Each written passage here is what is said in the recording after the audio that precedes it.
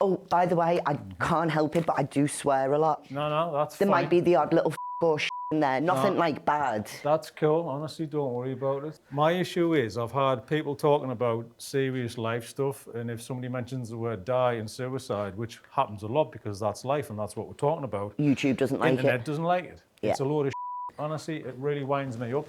You feel like you can't be honest and you can't have an open discussion and people aren't going to see it. Yeah. But if you talk a load of crap and it's a load of lies... Nobody's going to watch it anyway. Yeah, I mean, if you're half naked, that's what they're trying to promote. So, well, I can get half naked if you want. Yeah. We'll get some hits.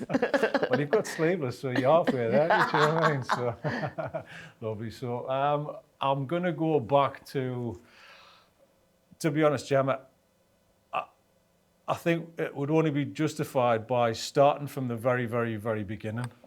So, where are you from? Where were you raised? So I was born in Liverpool in 1985, and I lived in Liverpool till I was about 23, and then I left to move up north, which I'll explain later on why I've left Liverpool to move up, live up north. And I've been up north now for about 12, 13 years. Really? Yeah, I started off in Richmond in North Yorkshire, in a lovely little village, and then decided it was I'm too big for a little village, do you know what I mean?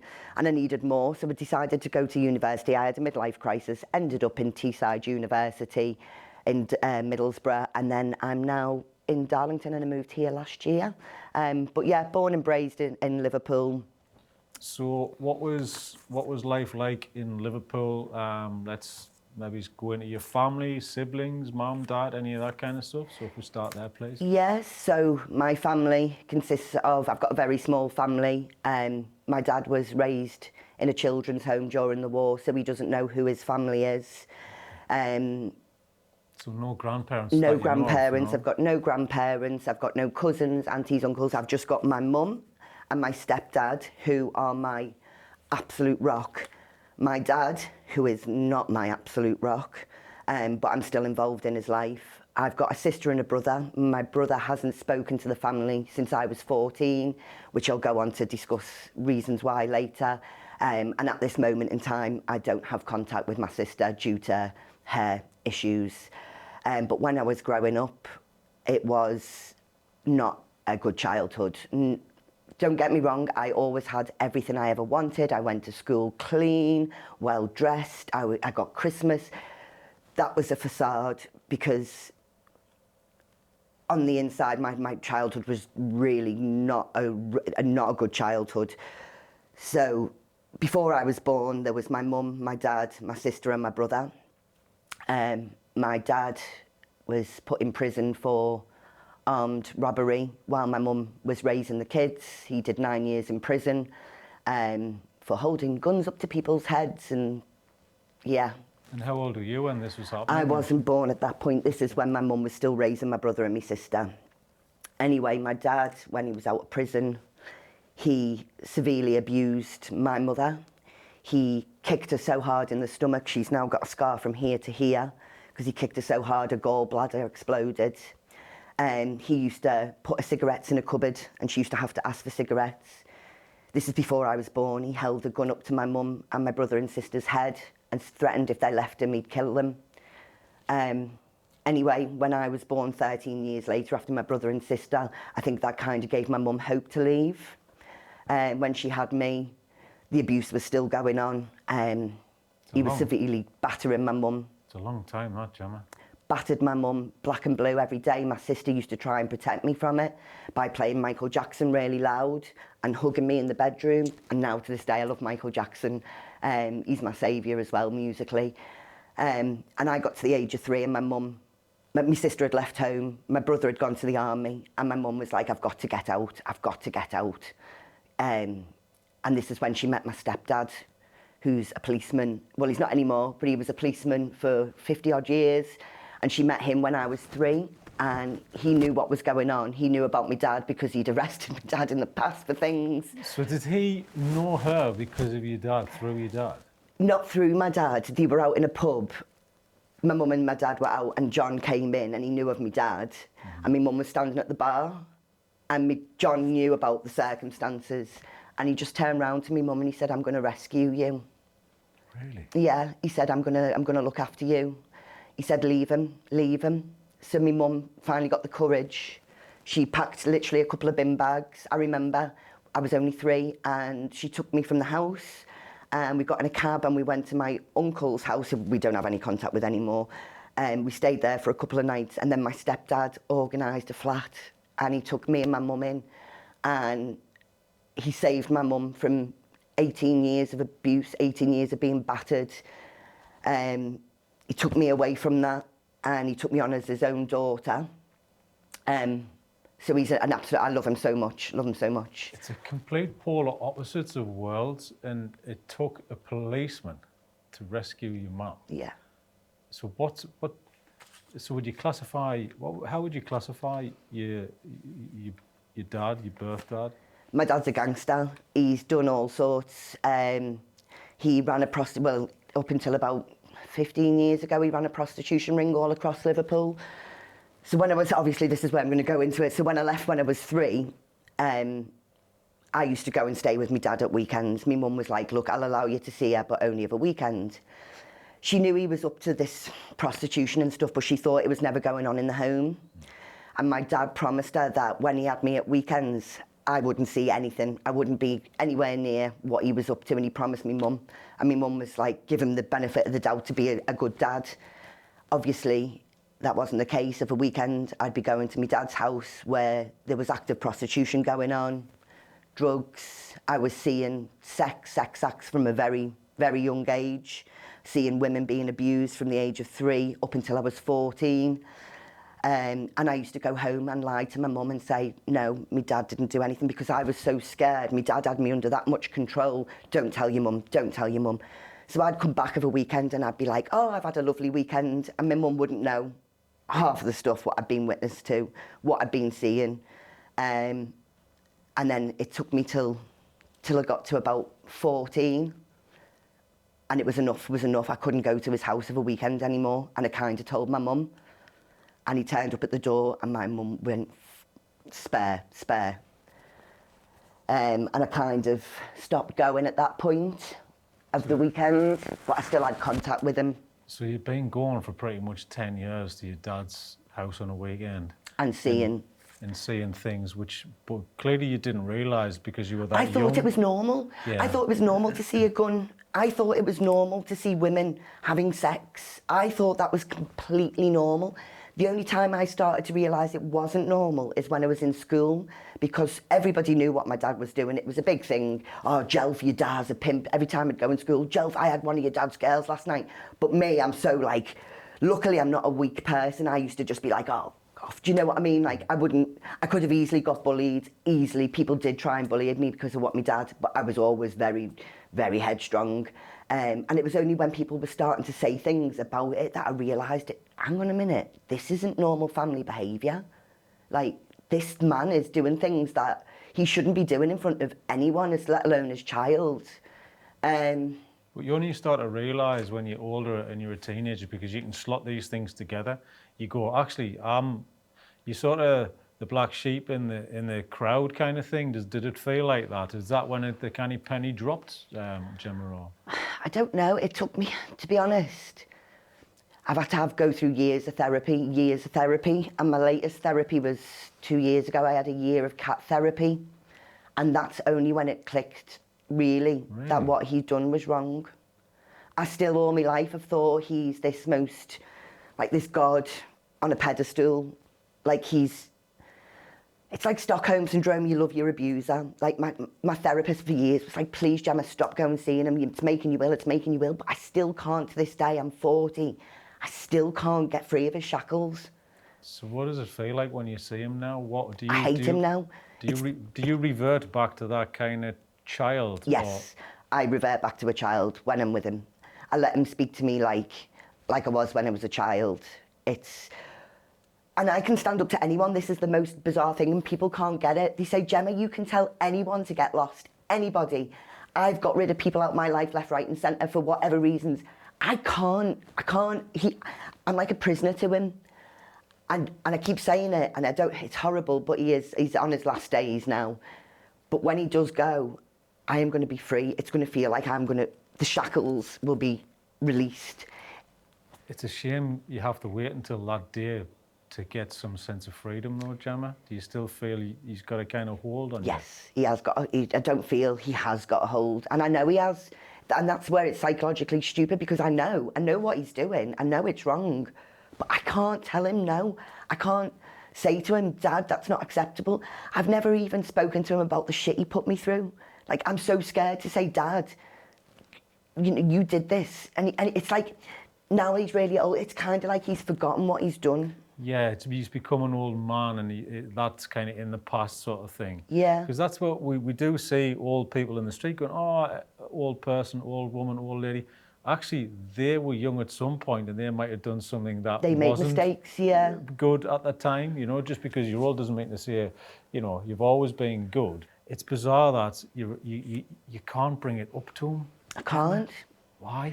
I'm scared, and Really? I don't know what the scaredness is. I don't know. It's like I said, it's that inner child being frightened. So you just can't do it. Can't ask that question. No, but yeah, I can pick up big burly weights. I can do anything. You know what I mean? But I can't tell him to go and do one or behave, and I can't. Like I said, I can't even bring it up. Like, Dad, why did you do what you did? Do you feel you want to, though, Gemma, or you're not bothered now?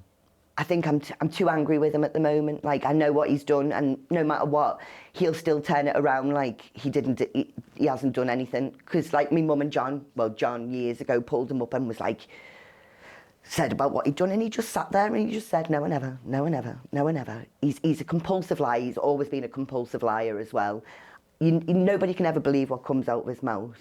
It's just, But I get the way he has ended up the way he is, because he was brought up in a children's home, and it wasn't a good. He was abused in the children's home, so the abuser becomes the abused. You can go one way or the other. I could have gone, and I was very close to ending my life over the things that I'd seen. So you can always go one way or another. You can become the abuser, or you can do better, or you could top yourself because it's been so bad. For most of my life, I've been in this wanting to die mode. I've had several suicide attempts. But after, like I said, therapy and things like that, I'm on the right medication as well now. I feel like I'm in the best place ever. I'm so happy, I'm so in control. And I haven't had a suicidal thought now for like 3 years. But before that, I was constantly self-harming. I was constantly wanting to die, in and out of hospitals, suicide attempts. And then it was just, I couldn't carry on anymore. I couldn't carry on wanting to die. So I reached out to like a support place, and I was like, look, this isn't normal. This is not normal how I'm feeling. And luckily they got a hold of me and gave me I had to wait 24 years for a diagnosis. 24 years for them to diagnose me and put me on the correct medication. Since they put me on the correct medication, I'm amazing. Before that, every day was a battle, just wanting to die. Was it just everyday negative thoughts? Or was it about yourself, negative thoughts, or other things? Everything. Just literally did not want to exist. Did not want to exist. I put my mum and my stepdad through hell. Like, how they've kept with me through all this, because I've been in some really very dark places that are really dark. And nobody should see the child going through it, but it was just, I was angry with life. I had very unstable moods. Like, 1 minute I'd be fine, the next minute I'd be erratic, the next minute I'd be really angry, the next minute I'd be really violent. It was just erratic moods, hating myself, hating my life, hating it. I'd go out on a night out, and then everybody had been having a good time, and I'd be like, I've had enough of this. So I'd go and I'd walk down an alleyway, and I'd find like a Coke can or a beer can, rip it in half, sit down the alleyway, and just sit there slicing myself up in the streets until I passed out and somebody would find me. So you need that self-destruction. Yeah, which is why I think, since I started Strongman, I haven't self-harmed, I haven't cut, I haven't had anxiety, I haven't had anything. And I think I'm now putting that anger and that whatever I've got into a piece of metal that I can pick up and be like, ha, fuck you. Do you know what I mean? It's like, yeah. And obviously the medication and the therapies helped, but definitely starting Strongman has changed my life. I cannot tell you how much that sport has changed my life. Life-changing, life-changing. And the people that I've met within that sport, I have met the most amazing people for the first time in my life, because I was only attracted negative because I was negative back in the day. So the people I was hanging around with were druggies, I was taking drugs, it was just madness. And now I hang around with healthy people that are good, that have good jobs, like, you know, and they all want you to do well. And it's the community that I've been looking for, because I've never fitted in anywhere, I've never found my place. Now I've found my place, and the community and the sport, and my coach, who, well, he's not my coach anymore, he's now my best friend. 3 years ago, he doesn't realise what he has, well, he does realise what he's done for me, but like I said, meeting these people, he's changed my life. He has changed my life. He's given me the skills to lift, the skills to eat better, the skills to look after myself. So I found my tribe. I found my tribe. Because I think that sport is such an individual sport, and I think that's the connect there, because you're going in on your own, there's nobody else helping you, there's no team sport, there's nobody else lifting, but when you do, when you're finished, then you can have the communication and have the conversation with somebody who's very similar to you. Yeah, yeah. And it's a kind of kinship in a way, isn't it? Yeah. It's definitely a family and a family dynamic, but no one's lifting that weight for you, Gemma. But I love it. I get such a kick out of it, such a kick. And I consider myself to be quite a masculine woman.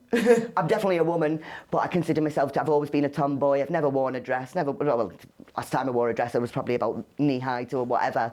But even I think masculine, and it's so good for me to have something where I can put that masculine energy I've got into use and feel really strong and powerful and feel like the boy I've always wanted to be, I suppose. Do you know what I mean? Has that always been the case with you, Gemma? I was just about to say, yeah, when I was little, 13, 14, my mum's going to hate this. I used to sit and scream to my mum, I should have been born a boy. I hate you. And I mean, I used to scream, and she'd just be like... But yeah, from a very young age, I was convinced should have been. I still think I should have been born a boy. I don't do any of this identifying or anything for anybody that doesn't know, but I am Gemma, I'm a woman, but I'm very masculine, and I've always known I was very masculine. I was always hanging around with boys, I was always doing boys' things, yeah, dressing like a lad. I love it, I love it. I mean, does that kind of mentality and feeling of when you were a kid, did that help you when you were with your dad at these times? I was just a mouse when I was with my dad. Like I said, I thought it was normal. Yeah. I didn't need help because I thought it was normal. It's now I need the help. I just carried on like a normal child would. I'm trying, it was weird. Yeah, because I don't want to take you back there, but I'm just trying to paint a picture about what that weekend was like in that house. Is it just carnage and chaos? Is it up until 11 o'clock at night? Is the music blasting? What kind of... Can you just paint a little picture, please, Gemma? If you can remember, I can remember. So he'd created an office downstairs in the house, and that's where... So we'd have maybe 3 girls in each day, different girls working within that house. One would man the office, which was downstairs, and then we'd have 2 ladies. Look, this is what I mean, like it's normal, like we would have 2 ladies. You're part of it. Yeah, I was, yeah. So it was advertised online or wherever. People would call in, and I still even remember it was. Anyway, they'd pick up the call, book whoever in. Then in the office he'd built, which was, this is horrible to say, so he had a camera. So in the bedrooms where the prostitution would go on, there was cameras, but they were hidden between teddy bears up high. So no, like the clients couldn't see that they were getting filmed. But whoever was manning the office would then watch, obviously to protect the girls, make sure nothing was going on. Yeah, more of a security measure than it was, yeah. But like being a little girl and walking in and then seeing what's on the camera, and it's just like, but it just seemed so normal. And then it's like a business operation. It was, yeah. It was professional, don't get me wrong. It wasn't like banging music. It was meant to be a classy service. Yeah, so you had that But the thing is, he's got that entrepreneurship mentality. And surely that must have come from him He's so having clever. nothing, you No, know? my dad is so clever, right? Me and my mum and everybody say why he chose to do this. He is the most, definitely get me intelligence from my dad. He is so clever. I've never met a man who can do anything. You give him something, he can do it. He was really good with computers. He could have gone down like software, whatever. He could have done anything. He was so clever. But that clever comes with manipulation. And he was a very good manipulator. Very intelligent man. Yeah, it's a lot. Very intelligent man. They say a lot of like traders and high-end business people on Wall Street, like majority of those are narcissists because they need to be to keep up that level. Yeah. Because you have to be, you've got to be cutthroat and it's got to be full-on business. And there's a lot of successful people, obviously, you would know this, drug dealers. You have to be intelligent because you wouldn't get where you would be without being Yeah, you've got to be intelligent. smart. You have to be smart and you have to figure out a way. Because it sounds like, for me, you're talking about this, you're painting a picture. I'm like, it sounds like a taxi rank, you know, when you go into a taxi place. You know, you've got a phone office, literally, you've got a room, and then you've got literally, nail head. It was like that. It was crazy. And that's your life pretty much until you're 13. And then 14. So what's that first day when you have to mention something to your mum? What is that? Have you been thinking about this beforehand? He wanted me to go away somewhere. My mum knows this, but he wanted me to go somewhere, and I was like, Mum, I don't want to go. And she was like, why, babe? And I was like, I've just had enough. And I kind of said, I didn't even have to say, I think she'd already clicked on by that point that mum's aren't soft. And she went, right, Dad, I'll tell your dad now. So anyway, my dad came to the door and she opened the door and she just went off. You are not going anywhere with my daughter. Slammed the door. And I remember she slammed the door and she was shaking because she was scared. She's still, you know, and she just hugged me. And I remember us hugging in the hallway, just crying. I was like, thank you, Mum, I really didn't want to go. She was like, it's all right, babe, it's all right, babe. Yeah, so, and that was it. And then I'd left home pretty much just before my 16th birthday. You left home? Yeah. Hated rules. My mum was dead strict. So school wasn't for you then? I bunked off school for the last 2 years. My mum. What's the reason for that, though, Gemma? Are you bunking off because you hate school, or are you bunking off because you see another world which is more familiar to you than school is? Bunking off because I think I was too intelligent and it was boring and nothing interested me. So I bunked off. I used to go and hang around my boyfriend's house, or we'd go bunk on a train somewhere. There was a group of us that bunked off for about 2 years. And when it came to me GCSEs, I'd already left home. I went in for my GCSE and I smashed my GCSEs. Really? Yeah. So I didn't get anything less than a C after not going in for 2 years in school. I was like... So you just knew? Well, I did go into school within the 2 years, but I was having like a month not going in. But the thing is, the school didn't even tell me mum until like ages afterwards. It was funny. So yeah, she's going to kill me for this as well, because she only thinks I bunked off a little bit. But no, mummy, bunked off more than you thought. That's mad. Yeah. Just kind of walking And I was in. always a wild child. A rebel. I don't like rules and I don't like being told what to do. So obviously living at home, my mum was quite, don't get me wrong, amazing mother, but she was quite, not a normal mother, you know, but I didn't like the rules. So I was like, I'm leaving home. And when I moved into this bedsit, oh my God, and it was just full of druggies. And I thought I was like, new, but it was bad. I mean, it was bad. But I didn't ever go back. I was so like, I'm never going back, defiant. And I should have gone back, because I was like, I was picking up cigarettes off the floor to make new cigarettes at home, unravelling them, because I was skint. I didn't, you know, I mean, don't get me wrong, I was working at the time, but I was skint. I was eating pasta with tomato ketchup, because that's all I could afford to eat. But I was defiant that I'd never go back home, and I've never been back home since. But you kind of already had street smarts at that level. Yeah. So, and I think it's the street smarts that kept you safe. I grew up a lot quicker. Like, I was going out, like, real life clubbing, having sex, doing adult things at like 14 and 15. Really? Yeah, like going to proper raves, nightclubs. Yeah, I grew up did way too much, way too young. There's literally nothing left for me to do in my life now. I'm 40 and I'm like, oh God, I've done it all. Yeah, you probably did it all by the time you're 21. Easy. I was wild. I loved my clubbing. I loved my pills. I loved my ecstasy. And then it went into cocaine, but then I got a cocaine addiction, that's why I left Liverpool, because I got this cocaine addiction. And my mum was like, right, you're coming with us. And John came and picked me up from Liverpool, left everything, my flat, everything, just put a few things in a bag, moved up to Richmond with my mum. Within a month, I'd got my own place and clean of cocaine. I was taking cocaine, maybe £2,000 worth a week. Really? But I wasn't paying for it. I was working for like the likes of Liverpool Football Club, Everton Football Club, surrounded by them people with a lot of money.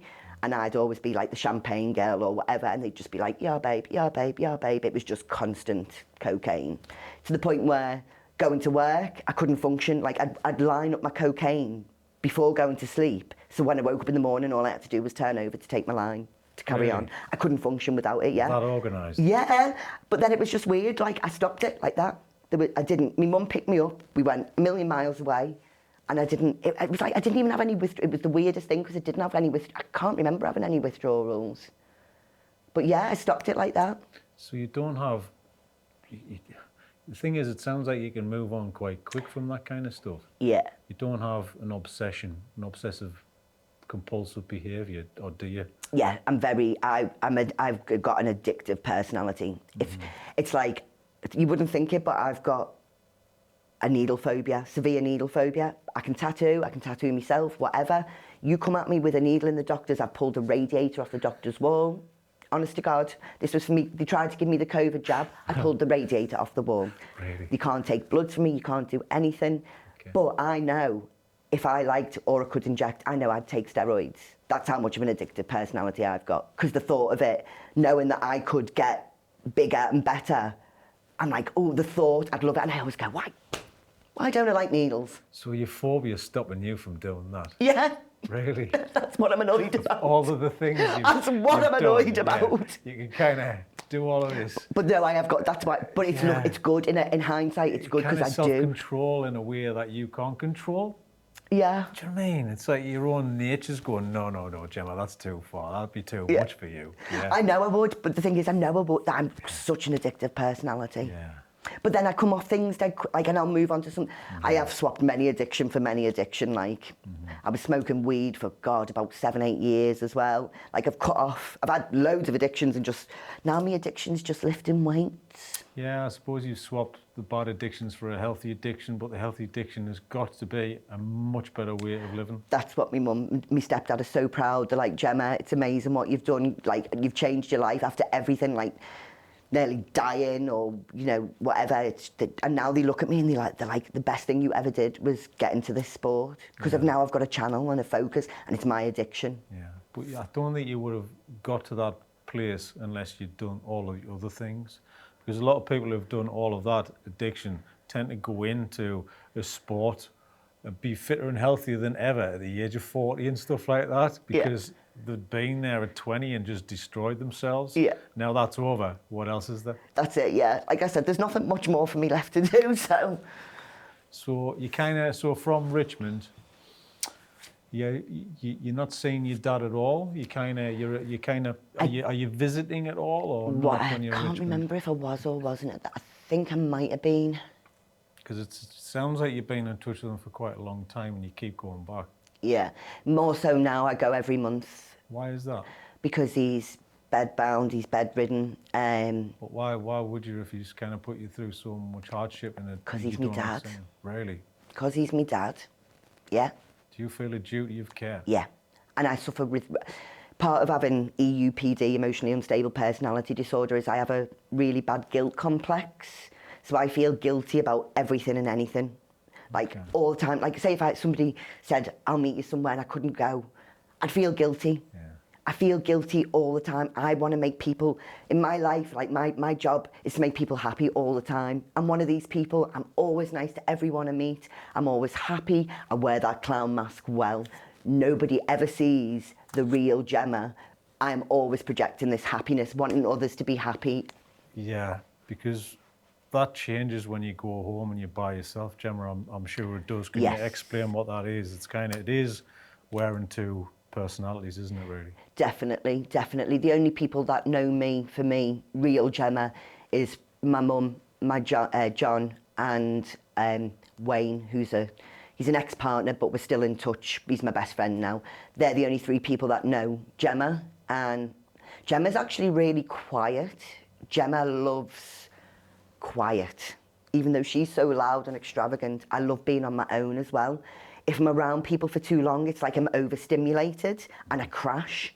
So I have to come home and I'm like, don't come at me for a couple of days. I've been overpeopled. I'm a very anxious person, very anxious. I'm always I don't want anything to ever be bad or go wrong. It's like I'm constantly thinking, so I'm a quiet, anxious introvert at home. And I'll sit there and I like listening to like my radio and pottering, and I love being on my own. I'm one of these people, I thrive being on my own. I need to be on my own because I'm so energetic when I'm outside. If I didn't, I'd crash. It's like a release valve, isn't it? Yeah. You do need downtime. You need to take that pressure cooker off the hob. Oh, and yeah. It needs to cool down at some point. And I think people who do have, would you say, like a strong personality? Somebody said that to me. I'm like, what the hell is that? Strong personality? But I'm going to use it in this case just so everybody knows what I'm trying to talk about. But a strong personality outside of your home, but you're putting that on because you feel you need to, because you have to people please or entertain or kind of be something so that people will like you. There's an essence in that? Definitely, and I don't like confrontation either. Really? Yeah, I really don't like confrontation. I try and avoid confrontation at all costs. I'd rather people please than say, oh no, actually I disagree. Why is that, Gemma? I think it's from the child, isn't it? You just, I don't know, wanting to be loved, wanting to be respected, I suppose, rather than abused. Did you have that as a child? Did you? Yeah, definitely. Like I said, at the beginning, I had everything I ever wanted. And my mum and dad were loving. They hugged me. It wasn't like, it was just what was going on. I had the love, I had the affection, but then it was what was going on that was messed up. Yeah, it's just possibly, I'm just trying to figure out, like, was it just the environment? Because it's not an actual direct abuse at yourself, but it's abuse in another way. You're surrounded by it. It's seeping into your existence without you knowing it. Mm-hmm. And how has that changed you now, your personality? How has that affected you now? Have you gone through that in therapy? Do you know, like, the reasons why that is, or are you figuring it out? It's still figuring it out, but it's definitely a protection type of thing. Definitely a sort of protection.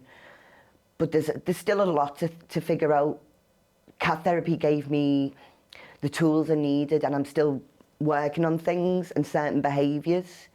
Can you explain this therapy to me? Because I'm not familiar. Cat therapy, yeah. Because I've had loads of therapy and nothing's ever worked, and this cat therapy was brilliant because it's a visual type of therapy.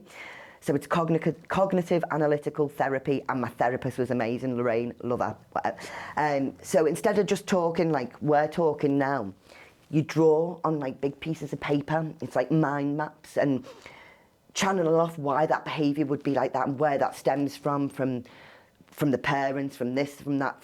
So it's a very visual thing for me. I'm quite a visual person. I like to do. Do you know what? I'm a doer, and having these drawings and these guides and these maps was really good at visualising my behaviours. And instead of if you talked about it, it wouldn't click, because I had this map with arrows and things like that. It clicked. For me, it was a great type of therapy. I had CBT, I've had DBT, and that was more talking and things like that. And it never worked. And it was like, go home and meditate. I've always meditated, always. I've been really big. I'm very spiritual. But cat therapy was like, this is why you're behaving like this, because of what that person did. And yeah. So that's done in pictures, is it? So, yeah. Pictures, maps, notes, but it's all, you've got a pen and paper, you're creating something, and then after the year of therapy, you got to take it all home, and it's like, now if I think, oh, why am I feeling like that? I can get a map out and go, right, so I'm feeling like this and it might be because of that, but it could be because of that. And it just helps you. Yeah, because that visual trigger puts you in that position where you can understand the reason why you had that problem at that time, Yeah. and then it can kind of remind you. It's a reminder, isn't it? It's almost like, you know, if somebody said, oh, you're asking for directions. If you use the 1231 and you turn off on the ESO, I don't know what you're talking about. If you turn left at the big red post box, right, and then you turn right at the garage, you go, now I know what you're talking about. It's kind of similar thing because you're reminded by a visual thing which locks into your brain, and it's almost like music. You know, music creates the memory, and that's why I like the music, because of the memory at the time. You know? So, you know, there's something in that as well. I mean, music, does that help a lot? Yes. I was saying earlier about Michael Jackson. So if ever I'm having a bad day, a good day, any sort of day, I play Michael Jackson at least once a day. Do you really? Yeah, I love it. Or if I get drunk, I love my little party. I call it a party for one. So I have a party for one at home in my kitchen. And I'll get me little tinnies and a glass of wine and whatnot. The next thing, Dirty Diana's on, and I'm thinking I'm the most sexiest thing in the world in my kitchen with me tinnies, dancing to Dirty Diana. But yeah, it's like, I don't watch the television, do not watch TV. And my mum made me buy a TV when I moved into my new house. She was like, Gemma, just get a telly. I was like, but Mum, I don't watch it. She keeps saying, have you watched the telly? I'm like, no, Mum, I'm paying for a TV licence and a telly I haven't even switched on. I've got an Alexa in every room. I've always got music playing, always. I love my music, love it. I worked as an events manager for an events company, and it was putting on music and live acts and bands and stuff, and I did that for 3 years, and I loved it. It exhausted me, but it was so much fun being around music and live music, and yeah, music's definitely got and I love a good boogie. Well, it kind of changes your mood. You can change your mood within an instant if you put a song on that resonates to you, you know, because it puts you into that feeling of the good feeling you had at the time when you first heard the song. Yeah. How old were you when you were in Richmond? So 2007, Richmond, I was 23, 24, 25, 26, 27, 28, 29. Yeah, so I got there about 24, when I was 24, spent 7 years there. Okay, so was this a kind of an even time in Gemma's life? So this was the start of my healing. Okay. Obviously, moved up to, my mum and John took me up to Richmond to get away from the drugs and everything. And then when I was in Richmond, I met my ex-partner, Wayne, who I said was still really good friends. And he met me, and even with my terrible behaviours at the time, my aggression, my violence, my outbursts, he saw that there was a good person inside, and he did. He loved me, and for the whole 8 years we were together, no matter what I did, even if it was bad, whatever, he'd forgive me straight away. He'd love me, he'd hold me if I was upset. And he showed me for the first time what love from another man should be. Like, he was so kind to me and so loving, and he gave me love that I needed at that time. I needed love, and he gave me that, and we were together for 8 years. And the only reason why we split up is he was 10 years older than me, and he's quite a country bumpkin. So he's quite happy living in a little village, petering about, but I'm like, I want more out of life, you know. And so I said, look, I'm not splitting up with you, but I want more, so I'm going to go to university. So I registered, went to university, and obviously I moved to Teesside. In my head, I thought it could still work, but it didn't really work. We both knew after about a month it wasn't working. And we just said, that's it, we're just going to leave it at that. And that was, God, about 5-6 years ago. We are now the bestest friends ever. We call each other all the time. He's like my brother. He's so supportive, still now but he's dead proud, because he can see from how broken I was to where I am now, and he gets so proud. He's like, I'm so proud of you, Gemma. Look how much you've changed. You know, you can keep a job down, you can keep stable, your emotions are good, you can have normal, rational conversations with people now, you know. and the sport as well. Obviously, it's like, wow, I think it's amazing. So you're clearly pushing your life into a positive direction, joining uni. What were you doing at uni? What was the... Fine art. Fine art. Basically, for 3 years, I just got naked and run around the streets and called it art. And I got a first class honours for that. Yeah. Of course. Yeah. Yeah. I just toddle off and just take my clothes off in public, take a photo, put that in and go, yeah, that's what I did today. I had a ball. I had a ball. Because I guarantee nobody else is doing that, Gemma. Yeah, so yeah, people saw a lot of me during that time. That's good. So from that, what have you used going into a career? So what are you doing now as a career from that? Oh, nothing. I only went just because I was a tattooist. I was already an artist before going to uni. I was tattooing, body piercing, drawing. I'd done exhibitions. I kind of just went for... It wasn't because I wanted to learn about art. I wanted to go because I needed something to do. I needed to get out of a little village, and that was my escape plan. Ah, so that was the excuse to go, I'm already doing this, but I just want something else. I want to explore. Yeah, it wasn't to get a career out of it or anything. Because now I work in animal insurance. Really? Yeah, I love it. I love it. So with the degree, I've done nothing to do with art since. Yeah. Do you know what I mean? I just went for to experience university as well. Yeah. So how did you get into tattooing? Loved drawing. When I was living in Cattrick, which is near Richmond, it was another place I lived. There was a tattoo studio that I'd go and get tattoos there from regularly, and they'd see Mo and Stu. And they'd seen some of my drawings and things, and they were like, do you fancy an apprenticeship? I was like, damn right I want a bloody apprenticeship. So they trained me up, and then I just started tattooing. And then I went to learn body piercing, and I went to Glastonbury to do that, to do body piercing. And then I left that, because where did I go? I can't even remember. God, that was so long ago. But yeah, I stopped tattooing. People's personal hygiene knocked me a little bit sick. Okay. Yeah. I was wondering, like, because normally people, when they get into tattooing, it's like, oh, great, I'm an artist, I've found what I need to do, and then I can earn good money from being a tattoo artist. Yeah. So what changed? Why did you stop doing it? Was it that, or was it just kind of fell out of love? Or? Also, it's a very bitchy, catty industry. Is it? Yeah. And like, other artists would be messaging other artists and slagging each other's work, and I'm not like that. I'm so free love and peace, and everybody's, you know what I mean? And I just thought, I don't like this industry. Very catty, very bitchy, very competitive. And also, I've lost the love, because years and years and years ago, tattooing was, you know, you'd have to be taught by a master, and it was so... Nowadays, anybody can just go and buy a tattoo machine off the internet and crack on, and they're making a mess of themselves. And it's just like, yeah, to me, the industry just died its death. Okay. Yeah. So from your first tattoo, is it just always something you wanted to do? Did you start tattooing yourself to practice? I got my first tattoo when I was 15. Okay, what was it? This little Gemini symbol here, which is actually upside down. I don't know why he did that, but yeah. And from then, I was addicted. I am covered head to toe, and I will not be happy until every inch of my skin is covered. Oh, so you still get them yourself? Oh, yeah.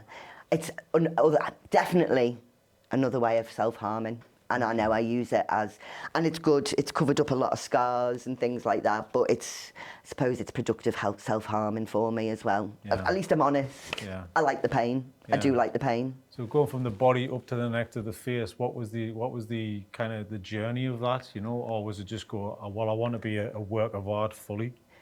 It was just, I want to be a work of art fully. And then, not all of them have got meaning, but some of them have got like times in my life where it'll remind me of someone or something as well. Not all of them. Lots of people have a story with a tattoo, but I mean, how many stories can you have with a tattoo? Exactly. Sometimes it's a good thing. Yeah. I just like decorating the canvas. Yeah. I do. I love it. I love being different as well. I do love being different, and I knew what I was doing when I was getting my face tattooed. I know what I was doing, and it's worked, because now people come up to me, I have the most interesting conversations. People are like, why did you do that? Or some people are like really intrigued. And I always find it's the older generation, like the old days, they love it. They're fascinated by it. Fascinated. Yeah, because it's a story. It's kind of because most people say you've got anything up the neck or the face. It's usually because they actually work in the industry. Yeah. So I thought you might have a connection with that because you have that. Because Yeah. everybody does who has Yeah. in the connection with the industry, you know. Because it takes some balls to do that. People say that, they go, oh, you've got balls. I'm like, well, to me, it was just like a normal thing to do. Like, I didn't sit there and think, oh, I've got balls. Yeah, it's not a big leap for you. Yeah, you know? no, it was just like, yeah. And people always go, the best one is, how do you get a job? I'm like, I've never not worked in my life. That's interesting. So how do people take that? Because it's very much face value. It's kind of, Yeah. people get shocked by it, but has it stopped you in any way? No, never. Really? Never stopped me from getting any job. I've been in management roles. I've done all, like it's never, I think it's my personality. When people first meet me, they're a bit like, whoa. But when they actually start talking to me, they're like, oh, actually, she's all right. She's normal-ish. You know what I mean? Yeah, so you can sell your services and who you are through the kind of pretty much the face value, because people do read a book by its cover, don't they? Lots of times. Yeah, So, yeah. We all do it. We're all guilty of judging a book by its cover at some point in our lives. Yeah. But I like breaking the stigma. I like it when people come up to me and they want to know why. I like it. Yeah. And I like talking to people, never lonely. Yeah, well, that's a good thing. But you said you don't like confrontation, but yeah, people are confronting you all of the time. But is that a different thing? Different thing. Do you know, touch wood, I've never had anybody be horrible about it or anybody say anything derogatory. So it's a conversation for me. It's not confrontation. It's a nice conversation, if you know what I mean. And I like telling my story. I like people to ask why, and yeah. So I don't find it. I like it when people are more intrigued, and then by the end of the conversation, they walk away and they're smiling and they're like, oh. You know, they'll start off like that and then walk away like that. Gemma, nice to meet you. Yeah, that kind of thing. Yeah. And also, as well, it keeps me like, you're never going to forget this face. So no matter where I go, I'm like, hiya. So let's get onto the training side. When did you start lifting the weights and stuff? When did that kind of stop? Were you doing therapy and were you, kind of chill before that, or was it a bit of you tried different sports to get into this? So let's talk about that. Ever done a day's sport in my life until 3 years ago. 3 years I ago? used to bunk off PE, go for ciggies. Any sort of physical exercise I hated. My family knew I hated it. Even on sports PE day, came last in everything. All the time, shite, didn't like it, don't like exercise. And it was 4 years ago now. This is when I was at the start of my diagnosis. I had like a support worker. And she said to me, Gemma, all you do is work and nothing else. You don't go out, you don't socialise. All you're doing is working and then sitting at home depressed. She said, you need something else. She said, go to the gym. I said, Michelle, I'm not going to the gym. Are you daft? She was like, please try it for me. So anyway, I thought, all right. So Googled the local gym, rang up the gym. I was like, hiya, I want to join. Help. And he was like, yeah. Do you need help? Do you need a personal trainer? I was like, do I? He was like, well, have you ever been in the gym? I was like, no. He was like, well, I'll put you in touch with this personal trainer and you can have a chat. I was like, laughing. Anyway, tottles off down to the gym. Like, oh, ate gym, ate exercise, and went in, and the PT, the coach that the guy had put me onto was Stefan, who is my coach, and sat down, and I'm just me, just effing and blinding, talking about all sorts, willies, boobs, that and the other, and he's just sat there taking it all, and he's like, right, when do you want to start? He is absolutely as nipped as me. It's great, that's why we get on really well. And it just started off just basic things like, you know, just a little bit of bench press and blah, blah, blah. And one day, me, Stefan, and our gang who were in his PT client class, we all decided to go on a day out to the Teesside Air Show. And at the Teesside Air Show, they had a strong woman event on, and there was women like lifting cars and stuff. And I was like, wow, how cool is that? Stefan was like, that's cool. I said, I want to do that. He said, right, let's fucking do it then. So, changed all the plans, started strongman training. I couldn't even pick up 40 kg 3 years ago. I'm now picking up 175 kg. Yeah, so I've come a lot on in a small, but I am addicted. Like I said, it's an addiction. I go like, especially during the summer, I'm there every night, every day. And I'll train for like 2 hours at a time. But my coach is amazing. Like, he got me, he's like, come, like, I couldn't do a coach that's like, well, I just want you to rep 1 to 10 now. He'd be like, come on, you pussy, do you want to be a boy? And I'd be like, oh, I love this. Oh, I love this, he's shouting at me. So he taps into who you are. He is knows totally exactly tapped in, but I tapped into him as well, and we've got a really good friendship, and he's got a partner who I adore, and the three of us get on so well, and it's lovely, and he's just, like, he knew what I was capable of. He knew it. He said he saw the tiny beast. He saw the tiny beast within, and he was like, I know. And he just, don't know what he did to me, but he's turned me into a tiny beast. And I love it. You got the tattoo on your arm? Yeah, I'm a tiny beast. Yeah. But yeah, he's been, for the past 3 years, we've both together been through our ups and downs, and he's been the biggest support. He's been to like every competition.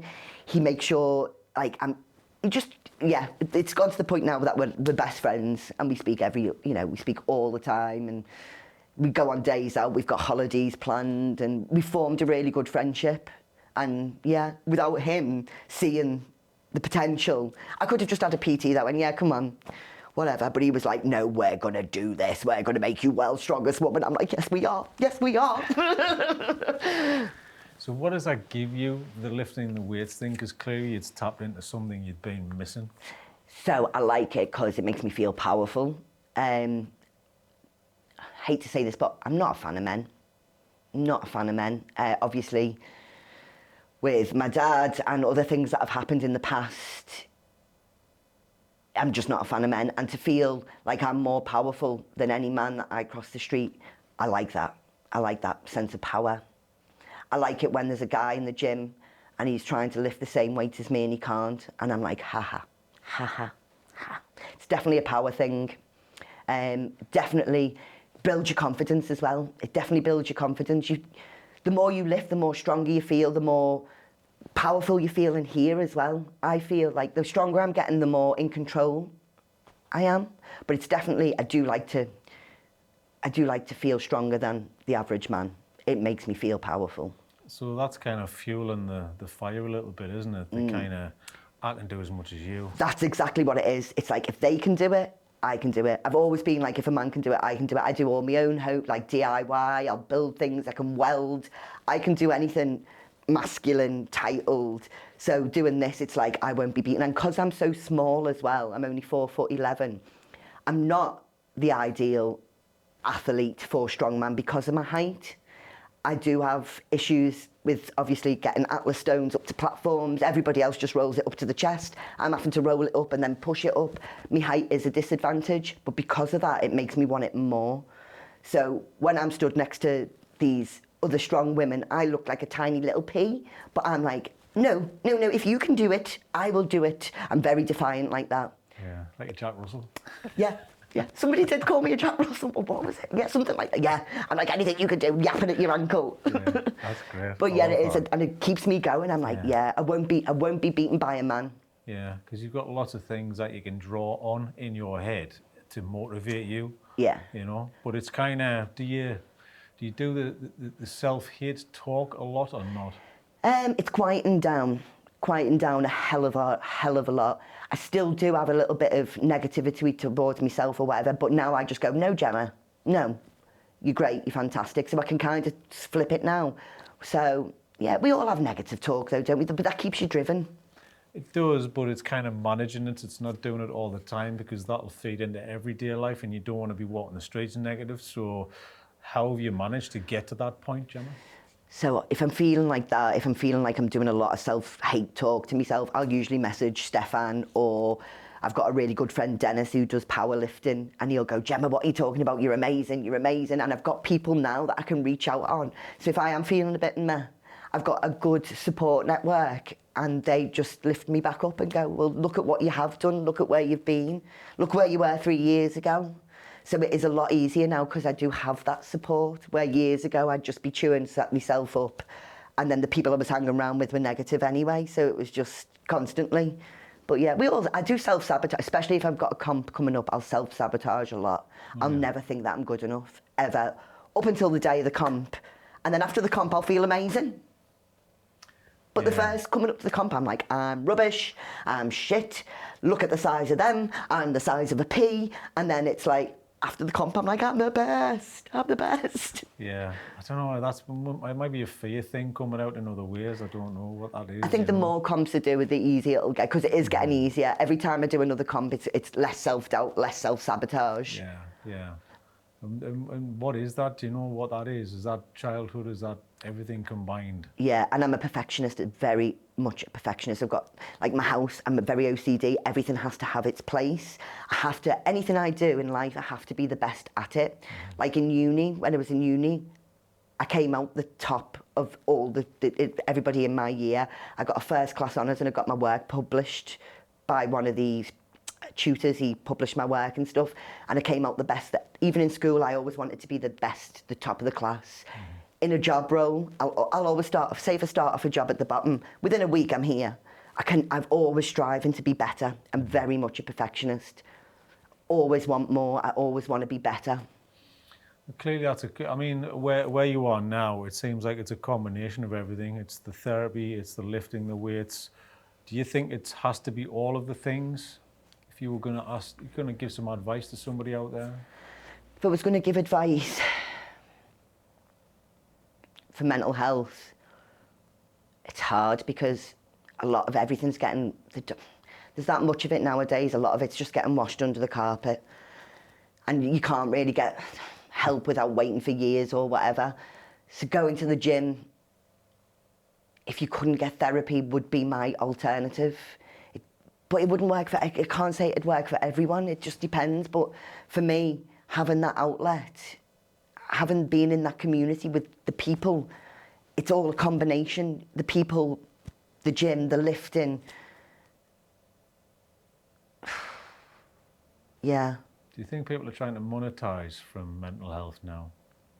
I think the system's shot. I think people also, we've all got mental health. Every single one of us has got mental health. We all have a day. I think nowadays, if somebody's just having a day's depression, it's like, oh, I've got depression. Some people that, I'm not judging, but some people say they're depressed or whatever, but they're not. There's that much of it nowadays. It kind of, I think some people wear it like a badge of honour. Yeah. Whereas like nobody knows. This is like me disclosing this today. I wouldn't go out and tell people this. Like I always put the clown face on. Nobody knows I've got mental health. Nobody knows I'd sit at home and kill myself. But nowadays I do feel like people do wear it as like a badge of honour. It's like I'm entitled to my diagnosis and everything. I'm supposed to be entitled to PIP and certain disability benefits. But I'm not claiming for that, and I never will, because I've got a job. I'm supporting myself. There's people out there that would really need that money, but then there's people that are abusing that system as well. Yeah, because you're not sitting self-loathing, are you? You're kind of trying to get through it. You want it. You want this to go away. This does not define who I am. My mental health doesn't define who I am, and I don't project it onto anybody else. It's not their issue to deal with. You know what I mean? So, just But it's a very difficult world we're living in, and there's a lot going on. There's a lot going on, and I worry for the future. I'm so glad I've never had kids, because if I had kids, my nerves would be shot. I would not want to bring a child into this world. It's a sick, sad, horrible place. Too much violence, too much. Yeah, because it's kind of the unknown, especially with online and social media. We've never done this before in history. It's quite unusual. Yeah. And we're testing it out in real time. So we'll find out in 20 years, Gemma, what the outcome will be. It's scary. The future scares me. It does scare me a lot. It does scare me. I'm glad I don't live forever. No, honestly, I'm glad I don't live forever. Yeah. And I also am a big believer that I was not meant to be put on this planet. Something for you as well. Okay. Yeah, I am convinced that somewhere in the ethos, right, somebody dropped me off here, but I was meant for the next stop. Right. Because I've never felt like this is home. Like I've never felt like I truly belong here in this, which is a weird thing I've always had. I've always thought there was I believe I'm not on the right planet, and I also think there's something that I'm destined for, whether it's in this life or another life. I feel like I've got a calling. I don't know what the calling is for.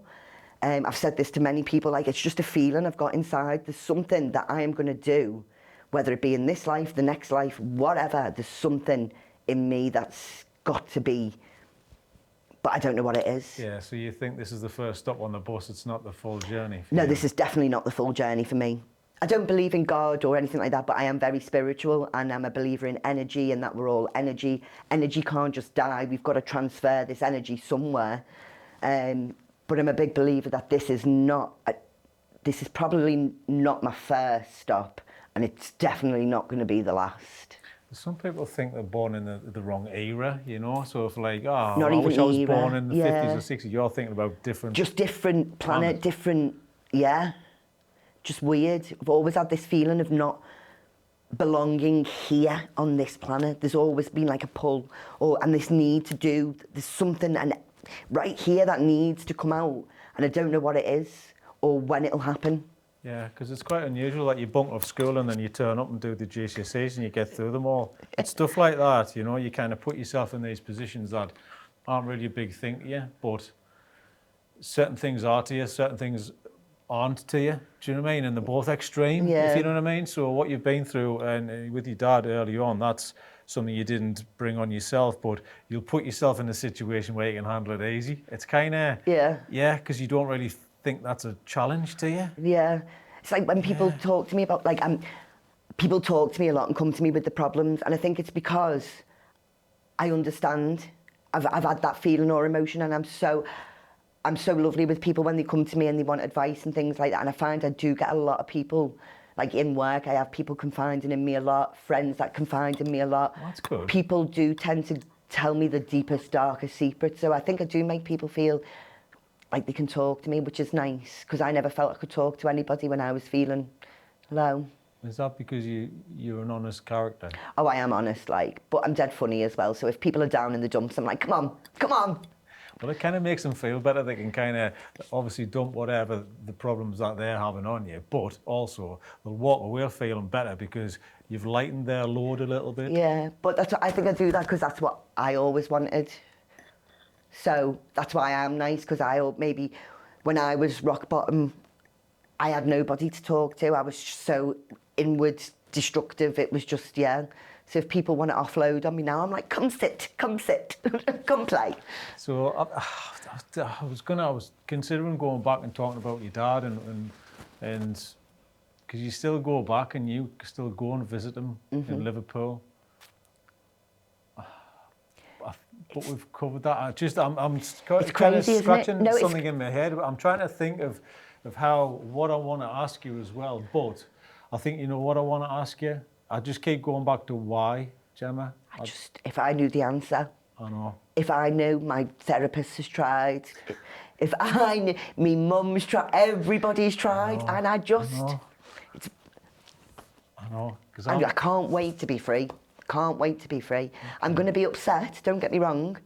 I'm going to be upset when he goes, but oh my God, give it a week. I'll be sipping champagne, pina coladas, doing a little celebration. Can you forgive him, or have you forgiven him?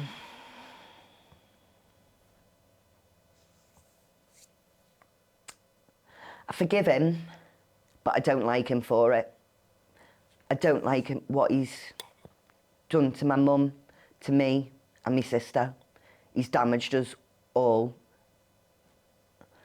I don't think I could forgive him for that. I forgive him, but I'm a bigger person, and I am a bigger person, and I'm not letting him damage me any more than he already has. So I kind of just block it off. Because he still affects you to this day, and he's not even anywhere near you. I know. And that's what I wanted to ask. It's kind of, that's a powerful thing that he's got a hold on you. He's like 400 miles away right now, and he's still got that shackle. Yeah. It's crazy. I wish I could explain it. I wish I could, you know, if somebody else can kind of help explain it to me. It's just, yeah. And like I said, I can do anything. I can be anything, and I just can't. He's a very very powerful man over me, if that makes sense. but yet he's lying in a bed and can't even walk, but I still feel he's more powerful. It's crazy. It is. Because everything else in your life you've managed to overcome. Oh, yeah, yeah. And this seems like your last hurdle. This is, and everybody knows once this is done, I'll be able to kind of heal. I don't think I'll ever heal until he's gone. In fact, I know I won't. Until he's gone, I can't put things to rest, if that makes sense. But do you still love him? Yeah. Through as much hate I've got for him, I love him. Why? He's my dad. And I kind of get why he ended up the way he ended up. And he has tried to make amends over the past however many years. He has tried to, you know, kind of, I don't know. I don't actually know he hasn't tried to make amends. He's just... I don't think he even knows what he does. He's that he's that psychotic. I don't even think he knows what he does. He is still to this day, he thinks that what he did was fine to do. Like, he doesn't see it as an issue. Still to this day, he thinks that being a big gangster and running a prostitution ring, he thinks that was normal. Still to this day. Like, he just goes, oh yeah, I know. It was just a job. It's like, yeah.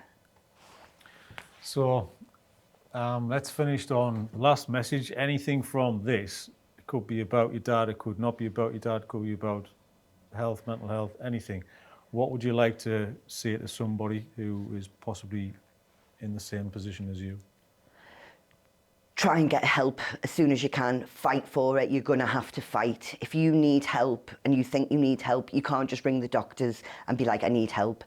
You're going to have to fight, and it's going to be a long, long battle. That's the worst part, but I need to let people know it is a long battle. These things aren't going to be fixed overnight. And also, nobody else can fix you. You have to want to fix yourself. When I was in my dark days taking drugs, I didn't want to fix myself. I was happy to take them drugs. It took me to get to my 30s to want to heal.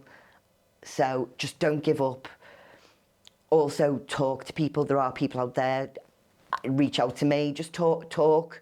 And try and be as honest to your family as you can as well, because you don't realise how much your family will support you when you're brutally honest to them. You think it's going to hurt them, and it does hurt them, but it's rather, they can be your support. They can be your support. Reach out to your family, your friends. And just also don't quit, don't give up in life. There's been times that I've wanted to quit so many times, but now look at me, I'm like living the best life ever. I've got, you know, my lovely home, I've got my cats, I've got my family, I've got my friends, I've got the sport. And it's been worth all them 30 years of pain and shit to be where I am now. It's been worth every bit of pain to be where I am, to be who I am, to be Jemma Jelf. So yeah, like it's definitely been worth the pain to be where I am now. Are you proud of yourself, I'm Gemma? so proud of myself.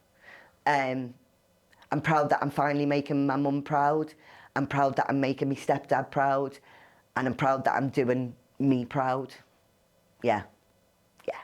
Brilliant. Thank you, Gemma. Amazing.